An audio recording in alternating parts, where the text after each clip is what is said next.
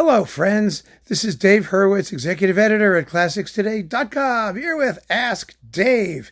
And the question of the moment is, do critics change their minds? Well, yes, of course we change our minds. It happens all the time. I've been getting a lot of very good questions, by the way, lately, and I thank you all for them, which is why I'm doing more of these videos. Sometimes changing our minds can be somewhat embarrassing. Sometimes it's kind of normal. But I think we have to understand that against the background of what it is that a critic, I think anyway, a critic is supposed to do. And that is a subject of a great deal of misunderstanding. So we'll get to that in a moment. Yeah, I've changed my mind. I've changed my mind many times about performances because everything is contextual. I mean, it depends on what your experience is of the work, how well you know the discography, how much time you have to listen to it, how your memory functions, in making comparisons. And then, of course, how you feel about the work and how you feel about the interpretation of the work. So that all evolves. We are all constantly evolving, aren't we? I mean, if I've learned anything from doing this job, it's that it's a perpetual learning process and it never comes to an end and nothing is ever fixed. Something else can always come along. You've never heard the worst performance and you've probably never heard the best. And so you have to keep an open mind, and keeping an open mind means necessarily that it's going to be subject to change. I mean, there probably are critics who don't have open minds, and so nothing ever changes. But, the problem with being a critic who changes his or her mind is that you're already on record being one way than the other, and that can be embarrassing. That's happened to me, and I am embarrassed that it's happened to me in somewhat terrible circumstances, for me anyway. I was totally mortified because I do want to be consistent. I mean, consistency does matter as well. My good friend at ClassicsToday.com, Victor Carr, called me up and said, you said you loved that Bernstein Tchaikovsky Fourth, the last one that he did on DG, and now you don't think it's so swell. He's right. I did the first time I heard it. I loved the Pathetique, and so I was sort of subsumed by that idea of like Bernstein in slow mode. And it didn't bother me as much as it does now. But now, I've cooled off. What can I say? Although the issues with the performance, the things about the performance that I found noteworthy, I still find noteworthy. And that is the most important point, really, because the issue with, I feel anyway, this is me, with good criticism is not whether you like something or not. It's whether the way you describe the performance, the things that you talk about are true. Because everybody is going to have their own opinion, and everybody, I may not like non-vibrato period instrument string sections. You may love them, but we have to agree that it's a non-vibrato period instrument string section, because then people can make up their own minds. You have to get your facts in line. And one thing I try very hard to do personally is make sure that my descriptions of the music are accurate, are true. And then people can make, like I said, they'll make up their own minds. They'll decide for themselves whether or not that's a performance or interpretation that they're going to like. That's what a critic is supposed to do.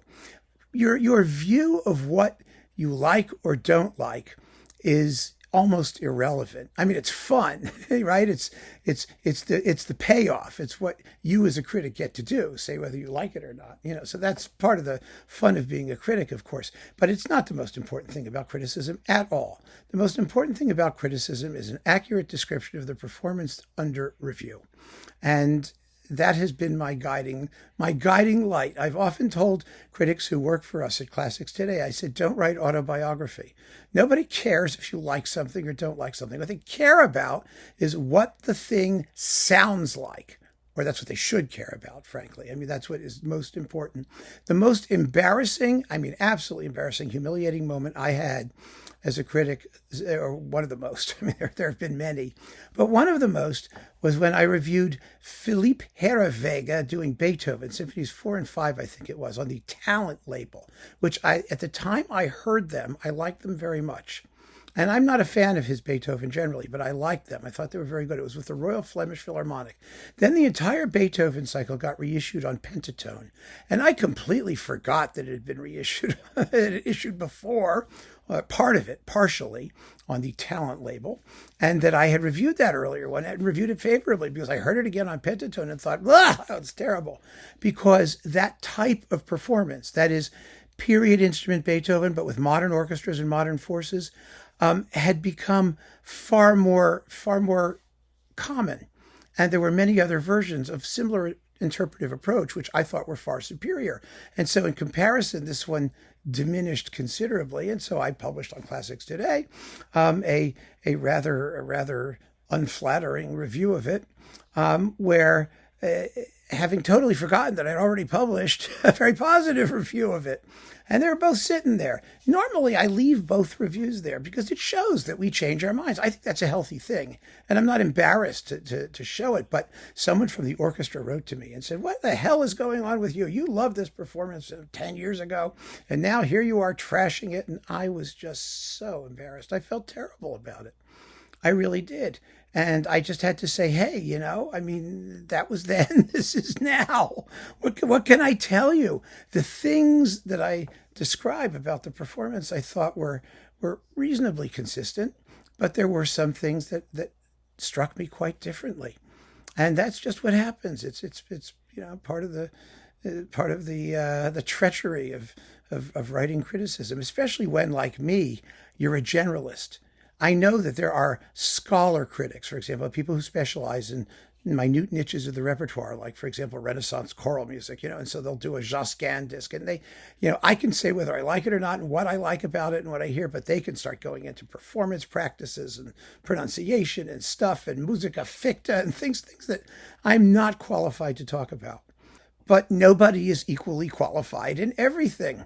We all have our specialties. We all have our special passions. We also all have the things that we've researched. The field of classical music, let's face it, is so much huger than any single person could encompass.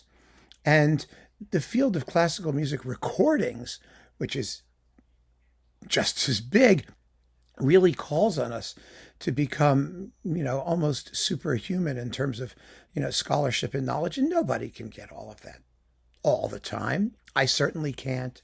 I don't know of anybody else who does. We can only listen and keep on listening and keep on learning. And when we have additional knowledge or additional experience or additional love of music we didn't like before, then we bring a whole different set of experiences to bear on the work we do as critics. And so our opinions will change. And that, my friends, is the answer. There is change. Change is not evil. Good criticism is an accurate description of musical facts, audible musical facts, and opinion is just opinion, even when you speak with the voice of God, as I do, as often as not. So keep on listening, friends. Thanks so much for joining me, and take care. And thank you for asking the question, by the way. I think it's an important one. I really do.